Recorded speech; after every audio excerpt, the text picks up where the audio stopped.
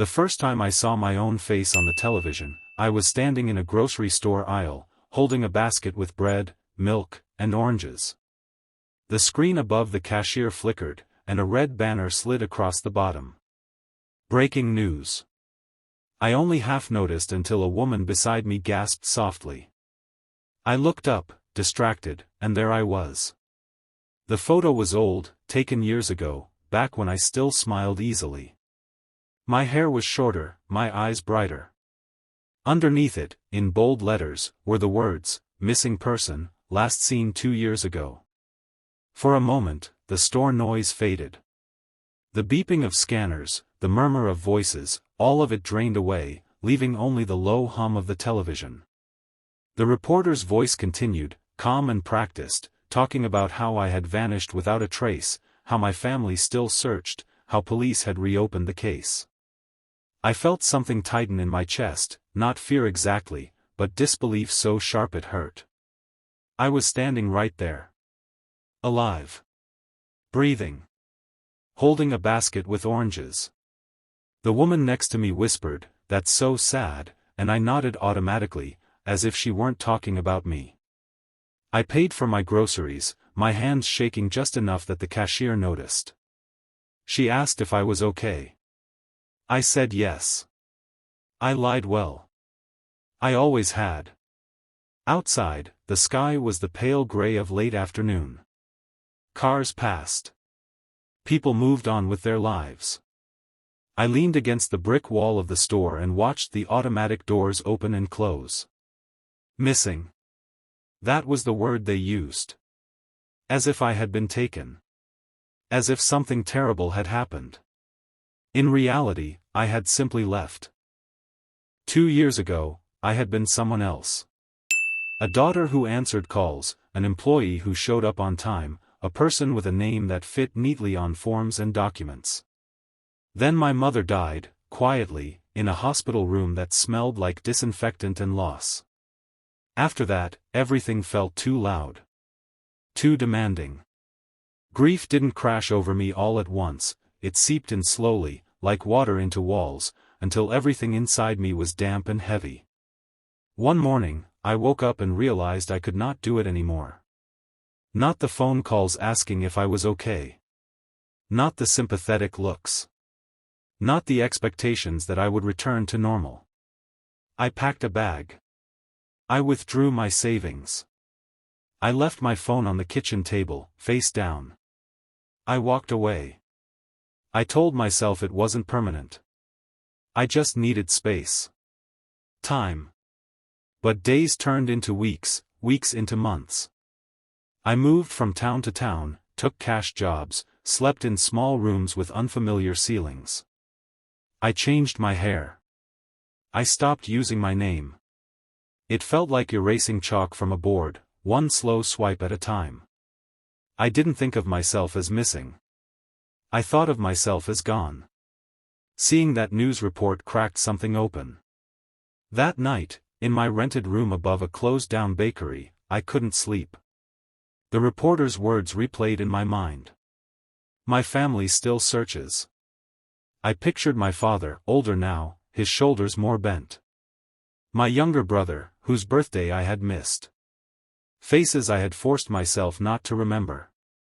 I told myself they would be better off without me. That my disappearance had hurt, yes, but my return would only reopen wounds.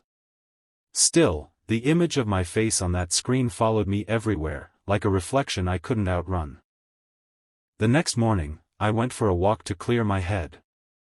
The town was small, the kind where everyone waved even if they didn't know you. Near the park, I saw an elderly man struggling with a flat tire.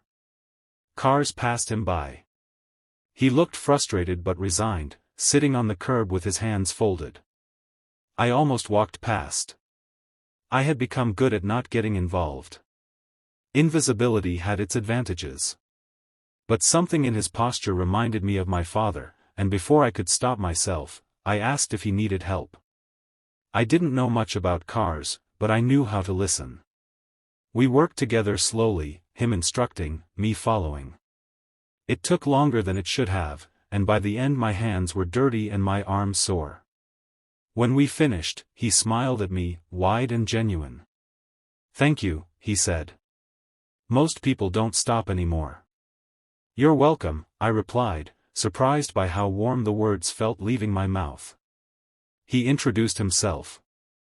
I gave a false name. As I walked away, I realized it was the first time in a long while I had helped someone without disappearing immediately afterward. The feeling lingered, small but persistent. Over the next few days, I noticed opportunities everywhere. A woman at the laundromat struggling with a heavy basket. A child crying because he had dropped his ice cream. A neighbor who needed help carrying boxes. Each time, I hesitated. Each time, I chose to help. It wasn't heroic. It wasn't dramatic. It was small kindnesses, exchanged between strangers who would never know my real name. Yet every act felt like a thread pulling me gently back toward something I had abandoned. One afternoon, while volunteering at a soup kitchen I had wandered into almost by accident, a television mounted on the wall showed the same news station. The segment replayed. My photo again. The caption again. Missing. A woman beside me, ladling soup into bowls, shook her head. "I hope they find her," she said softly. "Her family must be hurting so much." I wanted to tell her they already had. I wanted to say, "She's right here." Instead, I kept working, my throat tight. The kindness around me, the way people thanked us, the way volunteers smiled at one another, made the lie heavier. Being missing meant my family carried pain every day while I handed out comfort to strangers. That night, I finally called my brother. I used a payphone, my heart pounding so hard I thought I might pass out. When he answered, his voice was older, deeper, but unmistakably his. I hung up before speaking. Then I dialed again. This time, I forced myself to stay. He said my name, like a prayer and a question combined. I couldn't speak at first. When I did, I cried. I apologized in broken pieces. He didn't yell. He didn't accuse. He just listened, and when I finished, he said, "We thought you were dead." The words knocked the air from my lungs. "I'm sorry," I whispered. "Come home," he said, simply. "Please." The days before I returned were the longest of my life. I expected anger. I expected rejection. I rehearsed explanations that would never be enough. When I finally stepped off the bus in my hometown, my hands shook like they had in the grocery store. My father was there, thinner than I remembered, his hair more gray. When he saw me, he didn't speak. He just walked forward and wrapped his arms around me, holding on as if I might vanish again. I felt his shoulders tremble. I realized, then, that disappearing hadn't erased my pain. It had multiplied it, spreading it across everyone who loved me. The news followed up on the story. The missing person found alive. They called it a miracle. Reporters asked where I had been, why I had left. I didn't give them details. I said I needed time to heal. It was the truth, just not the whole one. Healing didn't happen all at once. Some days were heavy with guilt. Others were bright with relief. I started volunteering regularly, this time under my real name. Kindness, I learned, wasn't just about helping strangers. It was about allowing myself to be found again. One evening, months later, I watched the news with my father. A new missing person story came on. A different face. A different family pleading for answers. My father reached over and squeezed my hand. "Someone out there is looking," he said.